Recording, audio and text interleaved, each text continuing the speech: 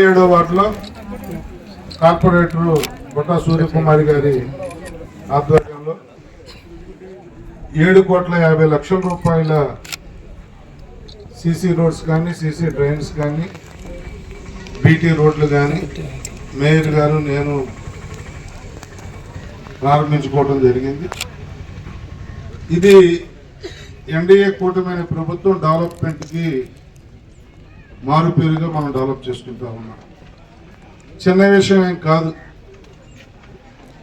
గడిచిన 1.5 సంవత్సరంలో దగ్గర మనకున్న 10 వార్డుల్లో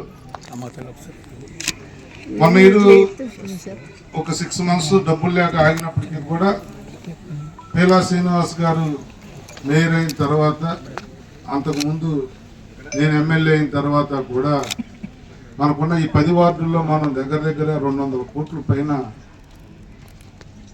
డబ్బులు తెచ్చాం, అభివృద్ధి కార్యక్రమాలు చేసి చూపించాం.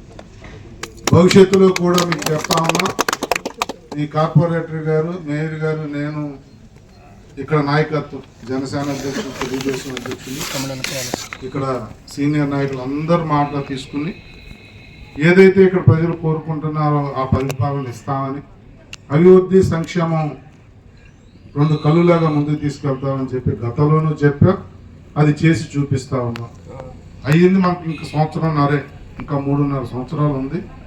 ఈ 3.5 సంవత్సరాలు పూర్తయ్యేసరికి మీ అందరితో శభాష్ అనిపించుకునే విధంగా మీ కార్పొరేటర్ కానీ, మేము కానీ, మా మేయర్ గారు కానీ పనిచేస్తామన్నారు.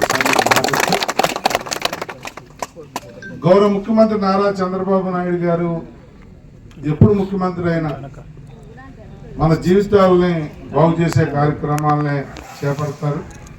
మరి చాలామంది గతంలో మళ్ళీ వాళ్ళని విమర్శించక్కర్ల, మీదే సాక్షులు.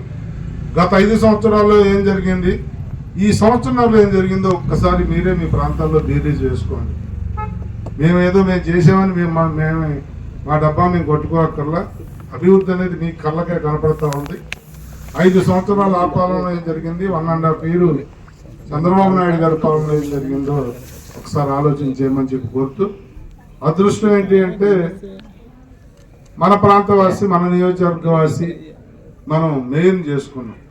అది మనకు ఎడిషనల్ బెనిఫిట్ అయ్యింది. మన నియోజకవర్గం మీద మిగతా ఎమ్మెల్యేలు కూడా మన కౌన్సిల్లో ఏదైనా మీటింగ్ జరిగినప్పుడు మేయర్ గారి మీద నువ్వు పెందుర్తికి ఎక్కువ తీసుకెళ్ళిపోతున్నావు అని అంటా ఉంటే మేము అడ్డుకుంటా ఉన్నాం. ఎందుకంటే మా విలీన గ్రామాలు సిటీలో రోడ్డు అయిపోయినా పర్లేదు, ఆల్రెడీ రోడ్లు ఉన్నాయి.